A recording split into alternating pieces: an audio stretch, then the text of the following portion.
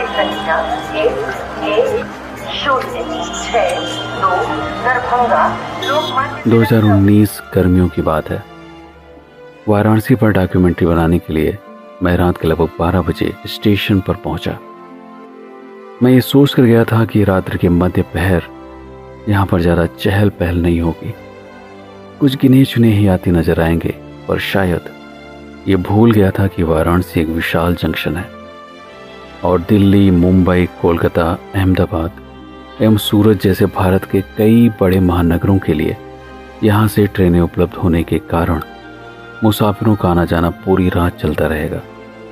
Station का ऐसा कोई कोना नहीं था जहाँ पर लोग अपने गंतव्य तक पहुँचने के लिए रेलगाड़ियों की प्रतीक्षा में समय व्यतीत न कर रहे हों।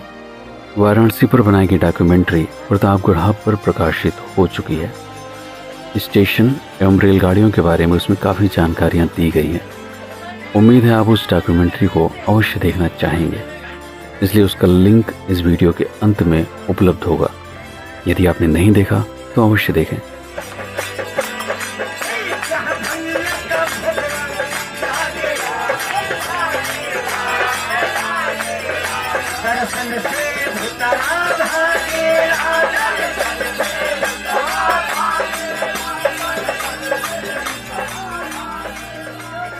फिल्मांकन करते समय बार बार मेरा ध्यान उस आवाज पर जा रहा था जिसमें लगातार किसी न किसी ट्रेन के आने की जानकारी दी जा रही थी।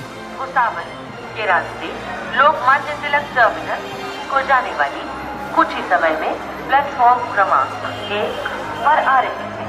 धन्यवाद। चैनल को सब्सक्राइब करने के बाद घंटे को दबाना ना भूलें ताकि भविष्य का हर एक वीडियो आप सरलता से देख पाएं। जब भी किसी नए ट्रेन के प्लेटफॉर्म पर आने की घोषणा की जाती तब यात्रियों में एक अजीब सा कोलाहल दिखाई पड़ता। सामानों के साथ एक प्लेटफॉर्म से दूसरे प्लेटफॉर्म तक आना जाना एकाएक काफी बढ़ जाता। मैं सोच रहा था अगर आने जाने के उद्देश्य के आधार पर यात्रियों का वर्गीकरण किया जाए तो कितनी तरह के लोग हो सकते हैं। ज़्यादातर श्रमिक या मजदूर होंगे जो किसी फैक्ट्री या निर्माणाधीन स्थानों पर मेहनत करके दिहाड़ी पर अपना जीवन यापन करने के उद्देश्य से दिल्ली, मुंबई जैसे शहरों में जा रहे होंगे। कुछ मेरे जैसे घुमक्कड़ भी होंगे जो बनारस के प्राचीन घाट एवं सारनाथ के बौद्ध स्तूपों को देखने के लिए रोज हजारों की संख्या में आते जाते होंगे। क्योंकि मई जून में लग्न भी होती है, इसलिए बहुत सारे लोग किसी न किसी रिश्तेदार की शादी में शामिल होने के लिए इसलिए भी आ जा रहे होंगे ताकि जब उनकी शादी हो तो वो लोग भी उनकी शादी में जरूर पधारें। यानी सामाजिक जिम्मेदारियां भी यात्रा का कारण बन जाती हैं। कुछ बनारस हिंदू विश्वविद्यालय एवं अन्य शैक्षणिक संस्थानों के छात्र होंगे जो हॉस्टल छोड़कर गर्मी की छुट्टियां बिताने के लिए अपने घर वापस लौट रहे होंगे। यात्री के रूप में सेना एवं केंद्रीय सुरक्षा बल के कई जवान भी होंगे जो महीनों अपने परिवार से दूर रहकर देश की सुरक्षा में अपना पूरा जीवन समर्पित कर देते हैं। कई ऐसे भी होंगे जो कई महीनों बाद घर वापस लौट रहे परदेशियों की प्रतीक्षा में थे। किसी का भाई दिल्ली से कमाकर तो किसी का बेटा मुंबई से अपने सपनों को जीकर वापस लौट रहा था। इसमें से कोई इसलिए भी बनारस आया होगा ताकि अपने माता पिता की अस्थियां गंगा में विसर्जित कर सकें। कुछ मोक्ष की तलाश में आए होंगे तो कुछ भक्ति की। जिन्हें बनारस भा गया वो यहाँ कुछ दिन रुकेंगे और जिन्हें परिवार का माया मोह खींच रहा होगा वो ऐसे ही किसी कोने में अपने ट्रेन के आने की प्रतीक्षा में समय गुजार रहे होंगे। तो अगर यात्रा करने का एक सर्वव्यापी सिद्धांत बनाया जाए तो क्या होगा? एक ऐसा नियम जो हर यात्री पर लागू हो। जब आप अपने विचारों को अनुभव के आधार पर विस्तार देना चाहते हैं तब यात्री बनना पड़ता है, क्योंकि अनुभव के आधार पर जो चीजें आप सीखते हैं वो पूरी जिंदगी काम आता है। और जितनी लंबी यात्रा आप करते हैं उतना ही जीवन की नई संभावनाओं को आप महसूस करते हैं जो आपको मानसिक रूप से परिपक्व बनाती हैं, जिम्मेदार बनाती हैं। तो जब एक पिता अपने पुत्र से ऊब जाए कि वह नाकारा है, जीवन में कुछ नहीं कर सकता, प्रवचन एवं भाषण भी जिसके जीवन में कोई बदलाव नहीं ला सकते, तब उसे अपने हृदय को मजबूत करके ये कहना चाहिए कि ये लोग कुछ पैसे और जाओ अपने दम पर घूम कर आओ, नए नए लोगों से मिलो, अलग अलग रहन सहन, बोली, भाषा एवं जीवन के संघर्षों को अनुभव करो। मोबाइल, टीवी और इंटरनेट से बाहर की दुनिया को खुद जी कर देखो, तब तुम्हें पता चलेगा कि जीवन क्या है, कैसे लोग जीने के लिए रोज संघर्ष कर रहे हैं। कोई दिन भर दिहाड़ी करके पैसे कमाता है ताकि रात का खाना खा सके, तो कोई करोड़ों कमाकर मनुष्यों द्वारा बनाए गए हर संसाधन का भोग करता है। जीवन के जिस पहलू को तुम स्वीकार करना चाहते हो उसी अनुरूप मेहनत करो।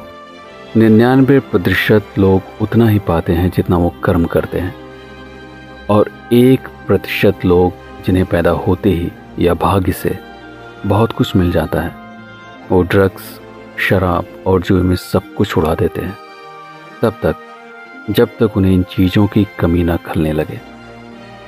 अर्थात कर्म से आप जितना हासिल करते हो उसी का भोग करने में आनंद है। चोरी, झूठ या बेईमानी करके जो संसाधन जुटाए जाते हैं उसको भोगने में आनंद का भ्रम पैदा होता है, जिसमें संतुलन नहीं होता, और हर वह चीज जिसमें संतुलन ना हो विक्षोभ पैदा करती है। जीवन में आनंद का भ्रम पैदा करके कष्ट को बढ़ाती है। कभी कभी ये कष्ट इतना विकट हो जाता है कि आप जीवन भर इससे बाहर नहीं निकल पाते। जब वैराग की तरफ मन भागता है, सब कुछ छोड़कर सन्यासी हो जाने का मन करता है, क्योंकि आपके अपने कर्मों से हर चीज आपके नियंत्रण से बाहर चली जाती है। बनारस के घाटों में मठों में रहने वाले ये सन्यासी कहाँ से पैदा होते हैं? क्यों उन्हें जीवन का मोह नहीं रहता? क्यों ये अघोरी बन जाते हैं? चलिए मैं आपसे एक प्रश्न पूछता हूँ, आप तब क्या करेंगे जब चीजें आपके नियंत्रण से बाहर चली जाएंगी? सबसे आसान रास्ता है, उन सभी चीजों का त्याग कर दीजिए जब तक कि वह स्वयं आपके नियंत्रण में न आना चाहें, और जो चीज आपके नियंत्रण में न आ सके उसका मोह त्याग दीजिए। जीवन में संतुलन लाने का यही सटीक सिद्धांत है। वीडियो अगर पसंद आया हो तो लाइक अवश्य कीजिएगा। फेसबुक या व्हाट्सएप पर वीडियो का लिंक साझा करके दूसरों को भी इस विचार यात्रा में शामिल कर सकते हैं। जीवन में संतुलन बनाने के लिए आपके क्या विचार हैं, कमेंट करके जरूर बताइएगा। मैं आपके हर एक कमेंट को बारीकी से पढ़ता हूँ, क्योंकि यहीं से मुझे आपके शब्दों के माध्यम से ये पता चलता है कि मेरे विचार आपसे अलग हैं या समान। अगर समानता होती है तो उस विषय पर वीडियो बनाने की प्रेरणा मिलती है, अन्यथा विविधता होने पर विचारों को त्यागना पड़ता है। मैं हूं पीके सिंह और आप देख रहे हैं प्रतापगढ़ हब। जाते जाते एक बार फिर से कहना चाहूँगा, ईमानदारी से किए गए कर्म में ही सुख है। धन्यवाद।